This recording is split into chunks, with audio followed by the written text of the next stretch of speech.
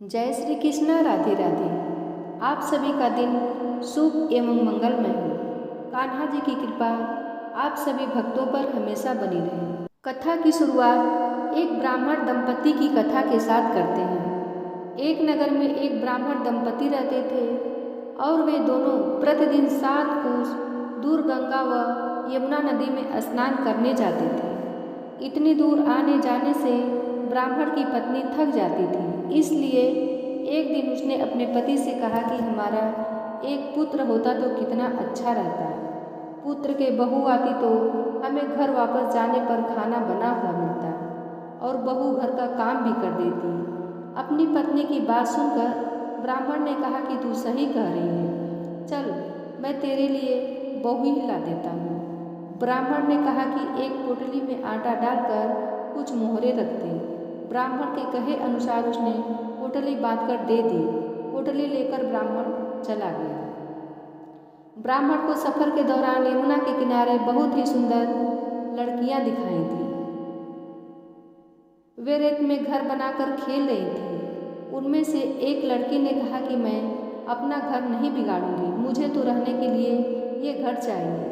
लड़की की बात सुनकर ब्राह्मण मन ही मन सोचने लगा कि बहू बनाने के लिए यही लड़की उचित है। जब वह लड़की जाने लगी तो ब्राह्मण भी उसके पीछे पीछे उसके घर तक पहुंच गया और वहां जाकर ब्राह्मण ने उस लड़की से कहा, बेटी कार्तिक मास चल रहा है, इसलिए मैं किसी के घर खाना नहीं खाता। मैं अपने साथ आटा लेकर आया हूँ, तुम अपनी माता से पूछो कि क्या वह मेरे लिए आटा छान कर 4 रोटी बना देगी। यदि वह मेरा आटा छान कर रोटी बनाएगी तो मैं ही रोटी खाऊंगा। लड़की ने जाकर अपनी माँ को ये सारी बात बताई। माँ ने कहा, ठीक है, जाओ ब्राह्मण से कह दो कि वह अपना आटा दे दे, मैं रोटी बना दूंगी। जब वह आटा छानने लगी तो आटे में से मोहरें निकली और वह सोचने लगी कि जिसके आटे में इतनी मोहरें हैं उसके घर में कितनी मोहरें होंगी। जब ब्राह्मण खाना खाने बैठा तो लड़की की माँ ने उस ब्राह्मण से पूछा, क्या आपका कोई लड़का है और क्या आप उस लड़के की सगाई करने जा रहे हो। यह सुनकर ब्राह्मण ने कहा कि मेरा लड़का तो काशी में पढ़ने गया हुआ है, लेकिन यदि तुम कहो तो खाण कटोरे से विवाह करके तुम्हारी बेटी को अपने साथ ले जाऊं। लड़की की माँ ने कहा, ठीक है। इस पर लड़की की माँ ने लड़की की खाट कटोरे से शादी करके उसे ब्राह्मण के साथ भेज दिया। ब्राह्मण ने घर आकर कहा, रामू की माँ दरवाजा खोलकर देख, मैं तेरे लिए बहू लेकर आया हूँ। ब्राह्मण की पत्नी भीतर से ही बोली, हमारे तो कोई बेटा नहीं है तो बहू कहाँ से लाए। दुनिया ताने मारती थी, अब आप भी मारने लगे। ब्राह्मण ने कहा, तू दरवाजा खोलकर तो देख। जब ब्राह्मण की पत्नी ने दरवाजा खोला तो देखा कि सामने बहू खड़ी है। उसने बहू का स्वागत किया और आदर सत्कार से अंदर ले गई। अब जब ब्राह्मण अपनी पत्नी के साथ नदी स्नान करने जाता तो पीछे से बहू घर का सारा काम करके और खाना बनाकर रखती थी। वह उनके कपड़े धोती और रात को हाथ पैर भी दबाती थी। इस तरह बहुत दिन बीत गए। ब्राह्मणी ने अपनी बहू से कहा कि बहू, कभी भी चूल्हे की आग मत बुझने देना और मटके का पानी खत्म मत होने देना। परंतु एक दिन चूल्हे की आग बुझ गई। यह देखकर बहू घबरा गई और भागी भागी अपने पड़ोसन के पास गई और कहा कि मेरे चूल्हे की आग बुझ गई है, मुझे थोड़ी आग चाहिए। मेरे सास ससुर सुबह स्नान करने गए हैं, वह थके हुए घर आएंगे, इसलिए मुझे उनके लिए खाना बनाना है। यह सुनकर पड़ोसन ने कहा कि तू तो बावली है, तुझे यह दोनों मिलकर पागल बना रहे हैं। इनके कोई पुत्र नहीं है और ये निसंतान है। बहू ने कहा, नहीं ऐसे मत बोलो, इनका बेटा तो बनारस काशी में पढ़ने गया हुआ है। इस पर पड़ोसन ने कहा कि यह तुझे झूठ बोलकर लाए हैं, मेरे पास सच मान, इनके कोई बेटा नहीं है। अब बहू पड़ोसन की बातों में आ गई और कहने लगी कि अब आप ही बताओ मैं क्या करूं। पड़ोसन ने कहा कि करना क्या है, जब तुम्हारे सास ससुर आए तो जली हुई रोटियां बनाकर देना और बिना नमक की दाल बनाकर देना, खीर की करछी दाल में और दाल की करछी खीर में डाल देना। पड़ोसन ने उसे अच्छे से सिखा पढ़ा दिया और फिर जब उसके सास ससुर घर आए तो उसने न तो उनका आदर सत्कार किया और न ही उनके कपड़े धोए। जब उसने सास ससुर को खाना दिया तो सास बोली, बहू आज की रोटियां जली हुई क्यों हैं और दाल भी अच्छी नहीं है। तब बहू ने पलटकर कहा कि एक दिन ऐसा खाना खा लोगे तो कुछ बिगड़ नहीं जाएगा। तुम्हारा सास ससुर तो खरी खोटी सुनाकर वह फिर से पड़ोसन के पास गई और बोला कि अब आगे क्या करना है। पड़ोसन ने कहा कि अब तुम सातों कोठों की चाबी मांग लेना। अगले दिन जब भी स्नान करने के लिए जाने लगे तो बहू अड़ गई कि मुझे तो सातों कोठों की चाबी चाहिए। तब ससुर ने कहा कि इसे चाबी दे दो और सास बहू ने बहू को चाबी दे दी। सास ससुर के जाने के बाद जब बहू ने दरवाजे खोले तो देखा किसी में अन्न भरा है, किसी में धन भरा है और किसी कोठे में बर्तन पड़े हैं। जब उसने सबसे ऊपर वाला सातवां खोला तो देखा कि शिव जी, पार्वती माता, गणेश जी, लक्ष्मी माता जी, पीपल पथवारी, कार्तिक के ठाकुर, राई दामोदर, तुलसी जी का बिड़वा, गंगा यमुना और 33 कोटि देव देवता विराजमान हैं। वहीं पर एक लड़का चंदन की चौकी पर बैठा माला जप रहा है।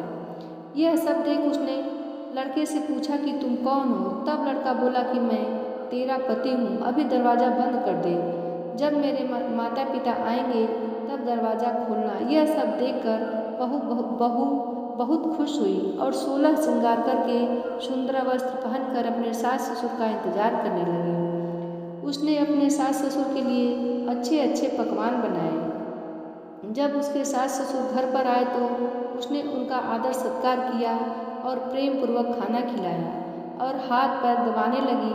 पैर दबाते दबाते बहू ने कहा कि माँ, आप इतनी दूर गंगा यमुना स्नान करने के लिए जाती हैं तो आप थक जाती होंगी, इसलिए आप घर पर ही स्नान क्यों नहीं करती हो। यह सुनकर सास कहने लगी कि बेटी, गंगा यमुना घर पर तो नहीं बहती हैं। तब उसने कहा, हाँ माँ जी, नहीं बहती हैं, चलो मैं आपको दिखाती हूँ। जब बहू ने सातवां कोठा खोल कर दिखाया तो उसमें शिव जी, पार्वती जी, गणेश जी, लक्ष्मी जी, पीपल पथवारी, कार्तिक के ठाकुर, राई दामोदर, तुलसी जी का बिड़वा, गंगा यमुना बह रही थी और 33 कोटि देवी देवता विराजमान हैं। वहीं पर चौकी पर बैठा एक लड़का माला जप रहा है। माँ ने उसे देखकर कहा कि बेटा तू कौन है। लड़का बोला, माँ मैं तेरा बेटा हूँ। तब ब्राह्मणी ने पूछा कि तू कहाँ से आया। लड़के ने जवाब दिया कि मुझे कार्तिकेय ने भेजा है। माँ ने कहा, बेटा यह संसार कैसे मानेगा कि तू मेरा बेटा है। माँ ने कुछ विद्वान पंडितों से मदद मांगी। पंडितों ने कहा कि इस बार बहू बेटा खड़े हो जाएं और उस पर माँ खड़ी हो जाए। माँ ने चमड़े की अंगिया पहनी हो और छाती में से दूध की धार निकालकर बेटे की दाढ़ी मूंछ भीगे और पवन पानी से गठजोड़ा बढ़े, तब मानेंगे कि यह इस माँ का ही बेटा है। उसने ऐसा ही किया। चमड़े की अंगिया फट गई और छाती में से दूध की धार निकलकर बेटे की दाढ़ी मूंछ भीग गई। पवन पानी से बहू बेटे का गठजोड़ बंध गया। यह सब देखकर ब्राह्मण और उसकी पत्नी की खुशी का ठिकाना न रहा। जैसे ब्राह्मण और ब्राह्मणी को बहू बेटा दिया, वैसे सबको देना। कहते हैं कि इस कथा को पढ़ने से मनुष्य की सभी मनोकामनाएं पूर्ण हो जाती हैं। बूढ़ी माई की कथा। बहुत समय पहले की बात है। किसी गांव में एक बूढ़ी माई थी जो चातुर्मास में पुष्कर स्नान किया करती थी। उनका एक बेटा और बहू थी। एक दिन बूढ़ी माई ने अपनी बहू को फलाहार बनाने को कहा तो बहू ने खाली टिफिन ही रख दिया। बेटा माँ को पहुँचाने के लिए पुष्कर गया तो रास्ते में एक जगह पर बेटा माँ से बोला कि माँ फलाहार कर लो। जहाँ पानी मिला वहीं पर बूढ़ी माई अपने बेटे के साथ फलाहार करने बैठ गई तो भगवान की कृपा से खाली टिफिन फलों से भर गया। माँ ने फलाहार कर लिया और बेटा पुष्कर में माँ के रहने के लिए झोपड़ी बनाकर वापस घर आ गया। रात में बूढ़ी माई के दरवाजे पर सावन मास आया और दरवाज़ा खटखटाकर बोला, बूढ़ी माई दरवाज़ा खोल। तब बूढ़ी माई ने पूछा, आप कौन हैं? तो श्रावण मास ने कहा कि मैं श्रावण मास हूँ। बूढ़ी माई ने तुरंत दरवाज़ा खोल दिया। बूढ़ी माई ने भगवान शिव और देवी पार्वती की पूजा अर्चना की, बेलपत्र से अभिषेक किया। जाते समय श्रावण मास ने बूढ़ी माई को खूब आशीर्वाद दिया और झोपड़ी की एक दीवार सोने की हो गई। इसके बाद भाद्रपद मास आया। उसने भी दरवाज़ा खोलने के लिए बूढ़ी माई से कहा। बूढ़ी माई ने दरवाज़ा खोला, सत्तू बनाकर कजरी की तीज मनाई। भाद्रपद मास ने बूढ़ी माई को आशीर्वाद दिया और झोपड़ी की दूसरी दीवार भी सोने की हो गई। फिर अश्विन मास आया और उसने भी दरवाज़ा खटखटाकर खोलने को कहा। बूढ़ी माई ने दरवाज़ा खोला, पितरों का तर्पण कर, ब्राह्मण भोज कराकर श्राद्ध किया। फिर नवरात्रि में माँ दुर्गा को अखंड ज्योति जलाकर प्रसन्न किया। सत्य के विजय दिवस के रूप में और बुराई के अंत में खुशी के अंत में दशहरा मनाया। अश्विन मास में जाते समय प्रसन्न होकर बूढ़ी माई की झोपड़ी की तीसरी दीवार भी बहुमूल्य हीरे रत्नों से जड़ दी और बूढ़ी माई को सदैव प्रसन्न रहने का आशीर्वाद दिया। इन सब के बाद कार्तिक मास आया। उसने भी बूढ़ी माई को दरवाज़ा खोलने को कहा। बूढ़ी माई ने दरवाज़ा खोला, अति प्रसन्न मन से कार्तिक स्नान किया, दीप दान कर दिवाली, गोवर्धन पूजा, भैया दूज, गोपाष्टमी, आंवला नवमी मनाई। कार्तिक मास ने जाते समय आशीर्वाद दिया और झोपड़ी के स्थान पर महल बन गया। अब गरीबों की सेवा कर भजन कीर्तन में बूढ़ी माई अपना समय बिताने लगी। कुछ समय बाद बेटा जब अपनी माँ को लेने आया तो माँ और झोपड़ी को पहचान नहीं सका, तो पड़ोसियों से पूछा। जब पड़ोसियों ने बताया तो माँ के चरणों में गिरकर बोला, माँ घर चलो, और सारे सामान के साथ वो अपनी माँ को घर लिवा आया। सासू माँ के ठाठ देखकर बहू के मन में लालच आ गया और उसने अपनी माँ को भी पुष्कर छोड़कर आने को कहा। उसका पति अपनी सास को भी पुष्कर में छोड़ आया, परंतु बहू की माँ धर्म कर्म में बिल्कुल भी रुचि नहीं रखती थी। वह तो 4 समय भोजन करती और दिन भर सोती रहती। चारों मास उसके दरवाजे पर भी आए, उसी तरह जैसे बूढ़ी माई के दरवाजे पर आए और चले गए। जाते समय झोपड़ी जो थी वो भी गिर गई और बहू की माँ पूर्ण मिलने के बजाय गधी की योनि में चली गई, क्योंकि स्त्री लक्ष्मी जी का रूप है और लक्ष्मी जी की तरह चंचल होना चाहिए, निश्चल होना चाहिए, भगवान की पूजा और अतिथि का सम्मान और दान पुण्य करना चाहिए। कुछ समय बाद बहू ने अपने पति से कहा कि जाओ और माँ को लिवा आओ। जब लड़के ने जमाई ने सास को लेने गया तो वह कहीं नहीं मिली। लोगों से पूछने पर लोगों ने बताया कि तेरी सास धर्म कर्म कुछ भी नहीं करती थी, बस खाती थी और सोती थी, जिससे वह गधी योनि में चली गई। जमाई ने देखा कि एक गधी वहीं पर खड़ी हुई है, तो जमाई ने अपनी सास यानी उस गधी को बांध कर घर ले आया और उसकी पत्नी ने पूछा, मेरी माँ कहाँ है? तब पति ने कहा कि तुम्हारे लालच की वजह से तुम्हारी माँ गधी हो गई है, यानी गधी योनि में आ गई है। बड़े बड़े विद्वानों, ब्राह्मण, ऋषि मुनियों से पूछने पर उन्होंने बताया कि तुम्हारी सास के स्नान किए पानी से स्नान करने पर उसे मनुष्य योनि मिलेगी। तब बहू ने ऐसा ही किया और उसकी माँ पुनः मनुष्य योनि में आ गई। भगवान जैसा बुढ़िया माई को दिया वैसा सबको देना। जो कथा सुने सुनाए, हुंकार भरते समय सबको देना। अब सुनते हैं तपसी और लपसी 2 भाई की कहानी। तपसी व लपसी 2 भाई थे। इनमें लपसी सवा सेर लापसी बनाकर भगवान को भोग लगाकर खुद खा लेता, जबकि तपसी भगवान की तपस्या में ही लगा रहता।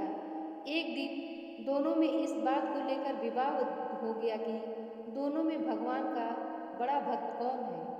लपसी ने कहा कि सवा सेर लापसी का भोग लगाने पर वह बड़ा भक्त है और तपसी तपस्या करने की वजह से खुद को भगवान का बड़ा भक्त कहने लगा।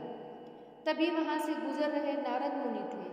उन्हें देख लिया। पूछने पर उन्होंने अपने विवाद का कारण उन्हें बता दिया। तब नारद जी ने कहा कि इसका फैसला वे कर देंगे।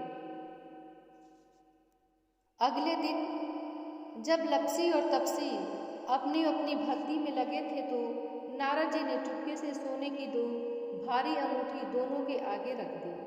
जब लपसी की नज़र उस पर पड़ी तो उसने अंगूठी पर कोई ध्यान नहीं दिया, लेकिन तपसी ने तपस्या करते हुए चुपचाप उसे घुटनों के नीचे दबा लिया। इसके बाद जब नारद मुनि फिर वहां आए तो दोनों फिर बड़े कौन का सवाल दोहराया, जिसे सुनकर नारद जी ने तपसी को खड़ा होने के लिए कहा।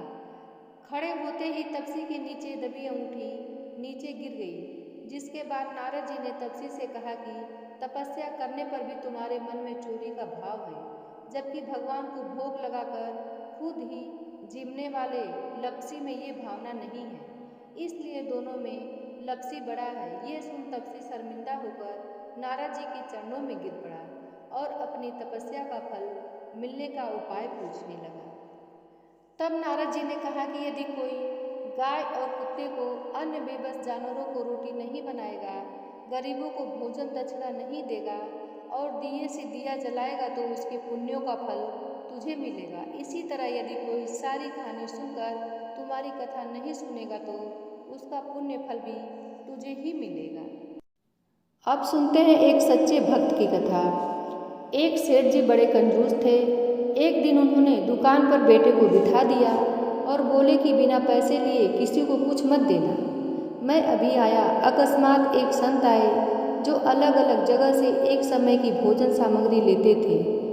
लड़के से कहा, बेटा जरा नमक दे दो। लड़के ने संत को डिब्बा खोलकर 1 चम्मच नमक दिया। सेठ जी आए तो देखा कि डिब्बा खुला पड़ा था। सेठ जी ने कहा कि क्या बेचा? बेटा बोला, एक संत जो तालाब पर रहते हैं उनको 1 चम्मच नमक दिया था। सेठ का माथा ठनका। वे बोले, अरे मूर्ख, इसमें तो जहरीला पदार्थ है। अब सेठ जी भागकर संत के पास गए। तब तक संत भोजन बनाकर भगवान का भोग लगाकर खाने की थाली लेकर बैठ चुके थे। सेठ जी दूर से ही बोले, महाराज रुकिए, आप जो नमक लाए थे नमक नहीं था बल्कि जहरीला पदार्थ था। कृपा करके आप ये भोजन न करें। संत जी बोले, भाई हम तो प्रसाद लेंगे ही, क्योंकि भोग लगा दिया है। भोग लगाकर भोजन छोड़ नहीं सकते। अगर भोग नहीं लगता तो भोजन बेशक छोड़ देते। ये कहकर संत ने भोजन को प्रसाद समझकर खाना शुरू कर दिया। सेठ जी के होश उड़ गए। वे रात भर वहीं बैठे रहे। सेठ को रह रह कर ये चिंता सता रही थी कि अगर संत को कुछ हो गया तो बड़ी बदनामी होगी। रात में अगर तबीयत बिगड़ी तो कम से कम वैद्य को दिखा देंगे। सोचते सोचते उसे नींद आ गई। सुबह रोज की तरह संत जल्दी उठ गए और नदी में स्नान करने लगे। सेठ जी ने कहा, महाराज तबीयत तो ठीक है? संत जी बोले, भगवान की कृपा है। इसके बाद वे पूजा के लिए मंदिर चले गए। जैसे ही संत ने मंदिर का दरवाज़ा खोला तो देखा कि भगवान के श्री विग्रह के 2 भाग हो गए हैं और शरीर काला पड़ गया है। ये देखते ही सेठ को सब समझ में आ गया कि भक्त के अटल विश्वास को देखकर भगवान ने भोजन का जहर भोग के ऊपर में स्वयं ग्रहण कर लिया और भक्त को प्रसाद ग्रहण कराया। इसके बाद सेठ ने तुरंत घर जाकर बेटे को दुकान सौंप दी और स्वयं संत की शरण में आकर भगवान की भक्ति करने लगे। अब आइए एक और सुनते हैं सच्चे भक्त की कथा। एक संत थे, वे भगवान राम को मानते थे। कहते हैं यदि भगवान से निकट आना है तो उनसे कोई रिश्ता जोड़ लो। जहाँ जीवन में कमी है वहीं ठाकुर जी को बैठा दो, वे जरूर उस संबंध को निभाएंगे। इसी तरह संत भी भगवान राम को अपना शिष्य मानते थे और शिष्य पुत्र के समान होता है, इसलिए माता सीता को पुत्र वधू के रूप में देखते थे। उनका नियम था, रोज मंदिर जाते और अपनी पहली माला भगवान को पहनाते थे। उनकी यह बात मंदिर के लोगों को अच्छी नहीं लगती थी। उन्होंने पुजारी से कहा, ये बाबा रोज मंदिर आते हैं और भगवान को अपनी उतारी हुई माला पहनाते हैं। उन्होंने पुजारी जी से कहा कि वे बाबा से इस बात का विरोध करें।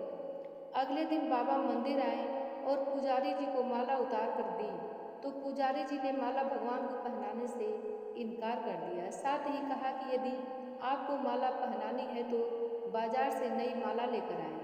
ये पहनी हुई माला ठाकुर जी को नहीं पहनाएंगे।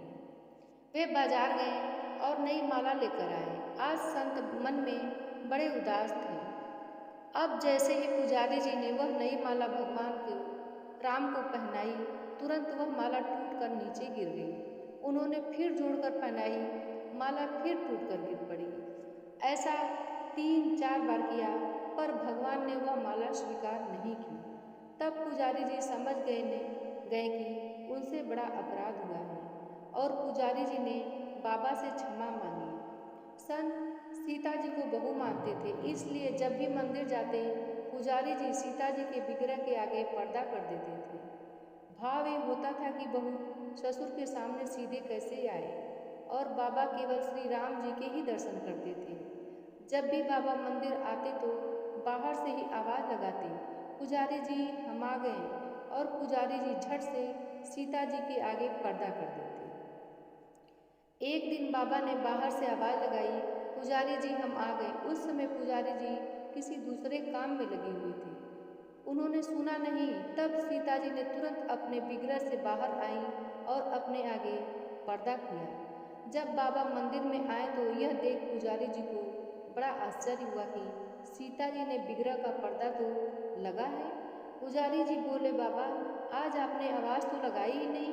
बाबा बोले, पुजारी जी मैं तो रोज़ की तरह आवाज़ लगाने के बाद ही मंदिर में आया था।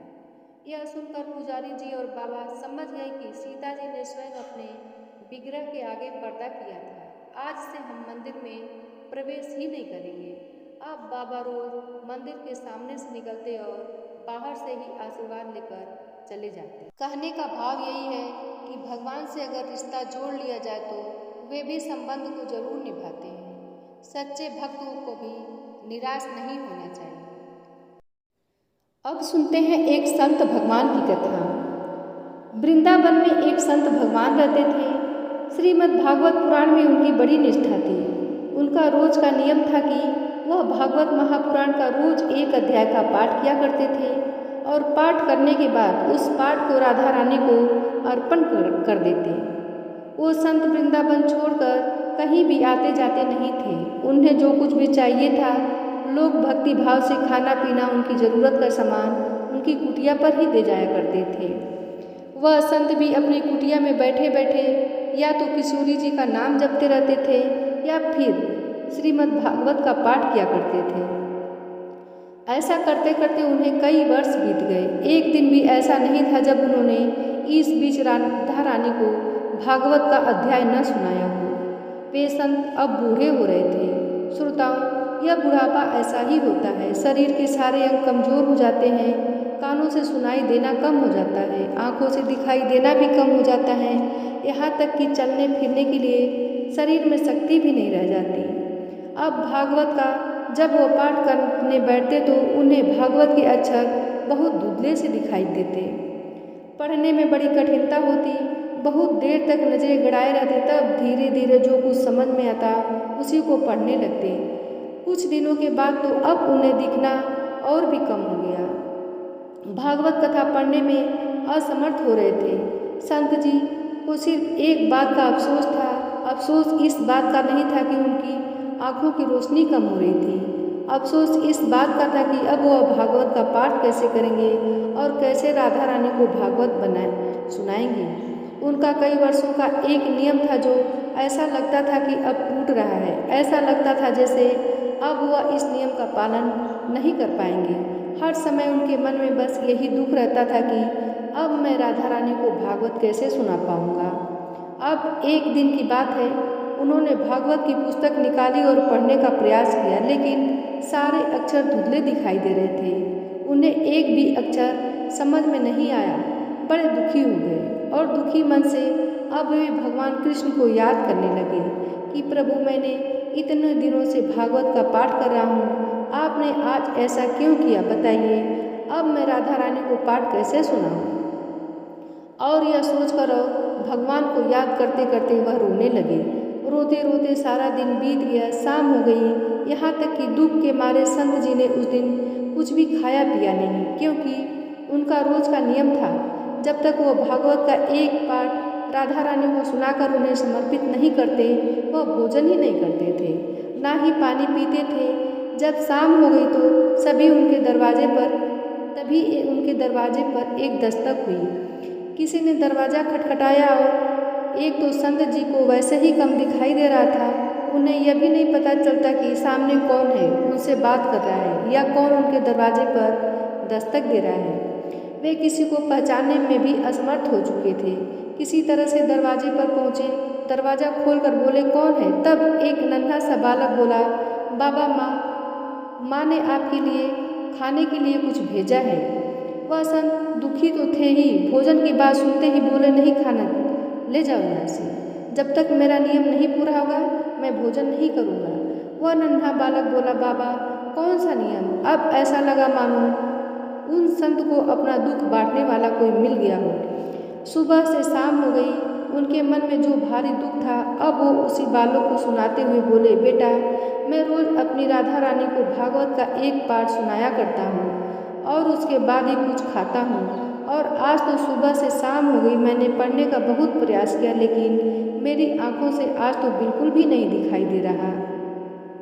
ऐसा लगता है आज ही मेरी आंखों की रोशनी चली गई है। ऐसा कहकर वह संत बाबा रोने लगे। बालक उन्हें रोता देखकर बोलने लगा, बाबा अच्छा आंखें चली गई हैं इसलिए आप दुखी हो रहे हो? तो संत महाराज बोले, अरे बेटा यह आंखें भला किसको चाहिए? अरे मैं तो इसके लिए दुखी हो रहा हूँ कि अब मैं अपनी राधा रानी को भागवत कैसे सुनाऊंगा। तब संत महाराज की बात सुनकर वो नन्हा बालक बोला, बाबा थोड़ा रुको, मैं बिल्कुल अभी आया। ऐसा कहते ही वो बालक दौड़कर वहाँ से चला गया और बाबा वहीं दरवाजे पर खड़े रह गए। इतने में ही वह बालक फिर से तेजी से दौड़ता हुआ वापस आया और बाबा को हाथ में कुछ पकड़ते हुए बोला, बाबा यह लो पट्टी और अपनी आंखों पर बांध लो। ऐसा कहकर वह पट्टी संत महाराज के हाथों में पकड़ाकर भाग गया। बाबा उसे आवाज़ देते ही रह गए लेकिन वह रुका नहीं। तब बाबा बड़े दुखी मन से कमरे के अंदर जाकर धरती पर ही लेट गए। बाबा ने सोचा, हो सकता है किसी वैद्य का बालक होगा, कुछ इलाज जानता होगा, हो सकता है इस पट्टी में कुछ गर्म मरहम लगा हो, चलो लगाकर देखता हूँ, शायद कुछ आराम मिल जाए, शायद मुझे दिखना शुरू हो जाए। ऐसा सोचकर बाबा ने धरती पर लेटे लेटे ही हाथों में पकड़ी पट्टी आंखों पर बांध ली और सो गए। कुछ देर के बाद जब बाबा उठे तो बड़ा आश्चर्य हुआ। यह बहुत हैरानी की बात थी कि बाबा को सुबह से लेकर शाम हो गई, भागवत का एक अक्षर भी समझ में नहीं आ रहा था। यहाँ तक कि उन्हें अपने कमरे में रखी वस्तुएं भी साफ साफ नहीं दिख रही थी। अब उन्हें सब कुछ साफ साफ दिखने लगा। एक एक चीज़ उन्हें बिल्कुल साफ साफ नजर आ रही थी। यह देखकर बाबा बड़े प्रसन्न हुए। सोचने लगे, वह बालक तो बड़ा करामाती निकला। अच्छा देखता हूँ आखिरकार उस बालक ने इस पट्टी में क्या औषधि लगाई है। बाबा ने जैसे ही अपने हाथ में उस पट्टी को लेकर देखा तो उसमें क्या देखा कि ना तो उसमें कोई औषधि है, ना ही किसी तरह का लेप लगा हुआ है, बल्कि उसमें तो केवल राधे राधे लिखा हुआ था। यह देखते ही संत महाराज तो फूट फूट कर रोने लगे और कहने लगे कि किशोरी जी, आपके नाम की कितनी महिमा है। आपका नाम लिखा भर होने से इस पट्टी से मुझ अंधे को आंखें वापस मिल गई है। मुझे और क्या चाहिए? बाबा बोले, राधे मुझसे इस श्लोक सुनने में आपको कितना आनंद आता है। अब देखो आज से मैं तुम्हें रोज भागवत सुनाऊंगा। बाबा बड़े प्रसन्न थे। बहुत खुशी के साथ, बड़े उत्साह के साथ वह जल्दी से उठ गए और फिर रात में स्नान आदि करके पाठ करने बैठ गए। आज जब वे राधा रानी को भागवत सुना रहे थे तो उनकी आवाज़ में एक अलग ही खुशी थी, एक अलग ही ऊर्जा थी। होती भी क्यों ना स्वयं राधा रानी और उनके बांके बिहारी जी ने जो उन पर इतनी बड़ी कृपा की थी। प्रेम से बोलिए, श्री राधे रानी की जय हो, बांके बिहारी की जय हो।